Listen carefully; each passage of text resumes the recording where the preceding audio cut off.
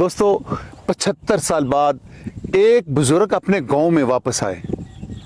वो गाड़ी से नीचे उतरे, उन्होंने जमीन से एक चुटकी मिट्टी उठाई, अपने माथे पे लगाई और फिर ज़ारो कतार रोना शुरू कर दिया। उन्हें देख के वहां मौजूद हर शख्स हैरान था। फिर वो शख्स एक घर में दाखिल हुए और आहिस्ता आहिस्ता चलते हुए एक कमरे तक जा पहुंचे। उस कमरे में पहुंच के उन्होंने ऊपर देखा और कुछ लम्हे तक खामोशी से देखते रहे। फिर उन्होंने वो जुमला बोला जिसने वहां मौजूद हर शख्स को रुला दिया। दोस्तों, ये कहानी सिर्फ एक शख्स की कहानी न थी, बल्कि ये कहानी उन लाखों खानदानों की थी जो हिजरत के दौरान एक दूसरे से बिछड़ गए। दिल्ली के इलाके रोहिणी में एक बुजुर्ग रहते थे, DN चावला साहब, रिटायर्ड वाइस प्रिंसिपल। आला तालीम हासिल की, बहुत अच्छी नौकरी की और फिर एक आला ओहदे से रिटायर्ड हुए। लेकिन दिल में एक जख्म अभी तक ताज़ा था, अपनी जन्मभूमि से जुदाई का जख्म। दोस्तों, इंसान को सबसे ज़्यादा प्यार अपने मुल्क से होता है और उससे भी ज़्यादा प्यार उसको उस जगह से होता है जहां वो पैदा हुआ। और DN चावला साहब पैदा हुए थे पाकिस्तान के एक छोटे से गांव नुतकानी में, तहसील तौंसा और ज़िला डेरा गाजी खान। 1947 आ गया, तकसीम शुरू हुई और चावला खानदान भी अपने गांव से हिजरत कर गया। लेकिन इस हिजरत के दौरान उनका एक करीबी रिश्ता वहीं रह गया, उनके सगे चचा जान। दोस्तों, वक्त गुजरता गया, साल गुजर गए, दहाइयां गुजर गईं, लेकिन कुछ रिश्ते ऐसे होते हैं जिनको वक्त ख़त्म नहीं कर सकता, बल्कि वो खामोश हो जाते हैं और दिल के अंदर दर्द बन के जिंदा रहते हैं। दोस्तों, चावला साहब भी अपने उन चचा जान को सारी जिंदगी याद करते रहे।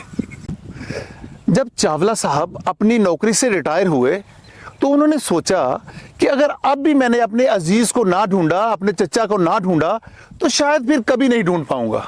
फिर उन्होंने आखिरी उम्मीद के तौर पे 2 चिट्ठियां अपने गांव नुतकानी में लिखी, एक पोस्ट मास्टर साहब को और एक स्कूल हेडमास्टर साहब को।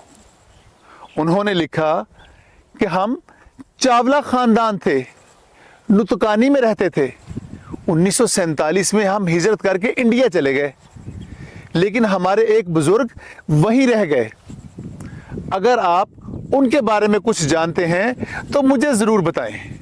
इंतज़ार शुरू हुआ, दिन गुजरे, हफ्ते गुजर गए और फिर चावला साहब को एक चिट्ठी मिली जिसमें लिखा था कि जनाब, आपके वो बुजुर्ग जो पाकिस्तान में रह गए थे, उन्होंने इस्लाम कबूल कर लिया था।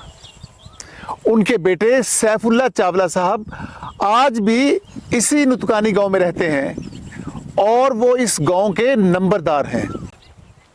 एक ही दादा की औलाद, एक हिंदुस्तान में और एक पाकिस्तान में, एक हिंदू और एक मुसलमान। और 75 साल बाद दोनों एक दूसरे को तलाश कर रहे थे। फिर चावला साहब ने फैसला किया कि वो पाकिस्तान ज़रूर जाएंगे, अपने गांव को देखेंगे, अपनी जन्मभूमि को देखेंगे, अपने चचाजाद भाई से मिलेंगे। दिल्ली में मौजूद पाकिस्तानी सफारतखाने से राब्ता किया गया, अपनी दस्तावेजात मुकम्मल की गई और फिर चावला साहब का वीज़ा लग गया और 75 साल बाद चावला साहब ने पाकिस्तान की सरजमीन के ऊपर कदम रखा। जब चावला साहब नुतकानी पहुंचे तो गांव के तमाम लोगों ने उनका इस्तकबाल किया। वो सब लोग गांव से बाहर आ गए, घोड़ों के डांस करवाए गए, उनके ऊपर फूल निछावर किए गए, नोटों की बरसात की गई। गांव के सब लोग बहुत खुश थे और ख़ास तौर पर बुजुर्ग जो थे वो ये महसूस कर रहे थे कि शायद पुराना दौर वापस आ गया है। दोस्तों, फिर चावला साहब को उनके घर ले जाया गया। जैसे ही वो घर के सामने पहुंचे, चावला साहब नीचे झुके, उन्होंने ज़मीन से थोड़ी मिट्टी उठाई और अपने माथे पे लगा ली। वो अपने घर की दीवारों को हाथ लगा लगा कर महसूस करते रहे, ईंटों को चूमते रहे। दोस्तों, फिर वो लम्हा आया जिसका 75 साल से इंतजार था। एक तरफ दिल्ली से आए हुए डीएन चावला साहब थे जो एक हिंदू थे, और दूसरी तरफ नुतकानी गांव के नंबरदार सैफुल्ला चावला साहब जो एक मुसलमान थे। दोनों एक दूसरे का हाथ पकड़ के खड़े हुए थे और एक दूसरे के हाथों को देख रहे थे और उन फासलों को पहचान रहे थे जो वक्त ने उनके दरमियान पैदा कर दिए थे। चावला साहब बोले कि सैफुल्ला, कोई दिन ऐसा नहीं जो तो मैं तेनू याद ना कीता होवे। हर वेले तू मेरियां यादां दे विच सैं। अक्सर जदों मैं कल्ला हुंदा ते तेरी याद विच मेरे आंसू वगन लग पैंदे। अज तू मैनू मिल गया है, अज वो हिजर खत्म हो गया है, अज मेरे दिल विच ठंड पै गई है। दोस्तों, उनकी ये बातें सुन के सैफुल्ला साहब ने चावला साहब का हाथ दबाया, उसको अपने सीने से लगाया और फिर बोले कि वीर, ए दरवाजे, ए चुगाठा, ए शतीर कहन ते लकड़ी है, पर ए तुहाडियां यादां ने जिन्हां नूं असीं संभाल के रखिया। वो किहड़ा लम्हा सी जदों मैं इस दरवाजे दे विचों लंघना सा, इस कमरे दे शतीरां नूं वेखना सा ते तुसीं मैनूं याद नहीं सवांदे। हर वेले तुसी मेरे दिल दे अंदर सो। फिर चावला साहब घर के अंदर दाखिल हो गए। घर में दाखिल होते ही वो एक कॉर्नर की तरफ चले गए जहां एक खास कमरा था जिसका पुराना लकड़ी का दरवाजा था। चावला साहब ने उस लकड़ी के दरवाजे को देखा, उसको छुआ और फिर सैफुल्ला साहब से कहा कि सैफुल्ला, ये वो सदी पुराना दरवाजा है।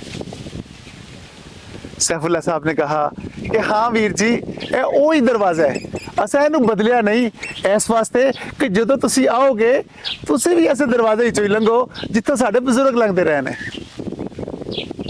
दोस्तों, चावला साहब की आंखों में आंसू थे। फिर चावला साहब कमरे में दाखिल हो गए। चावला साहब उस कमरे की दीवारों को हाथ लगा लगा कर देखते रहे, उनको महसूस करते रहे। ऐसे लग रहा था जैसे चावला साहब अपने माजी को ढूंढ रहे हैं। चावला साहब कहते हैं कि मेरी पैदाइश इसी कमरे की है, मैं इसी कमरे में दुनिया में आया था। दोस्तों, फिर चावला साहब ने शतीरों की तरफ देख के कुछ ऐसे जुमले कहे कि जिसने वहां मौजूद हर बंदे को रुला दिया।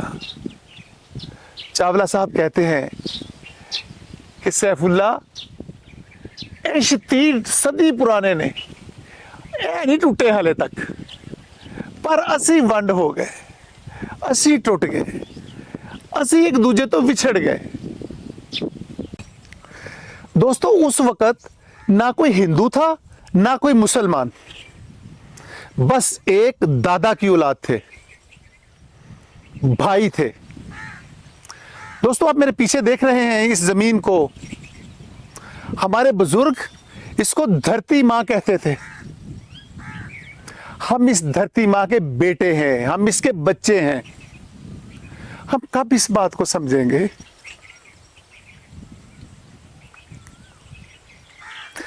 कब अपनी नफरतों को खत्म करेंगे? बस बहुत हो गया दोस्तों। चावला साहब जब शाम को जाने लगे तो पूरा गांव फिर उनको छोड़ने के लिए आया। उन सब की आंखों में फिर आंसू थे। सुबह खुशी के आंसू थे और अब जुदाई के आंसू थे। दोस्तों, चावला साहब ने सब लोगों से फर्दन फर्दन मुलाकात की, उनको गले से लगाया और फिर कहा कि भाइयों, मैंने अपनी मिट्टी को देख लिया, अपनी जन्मभूमि को देख लिया। अब मेरे लिए मरना आसान है, अब मुझे कोई मसला नहीं, जब मर्जी रब मेरी जान निकाल ले।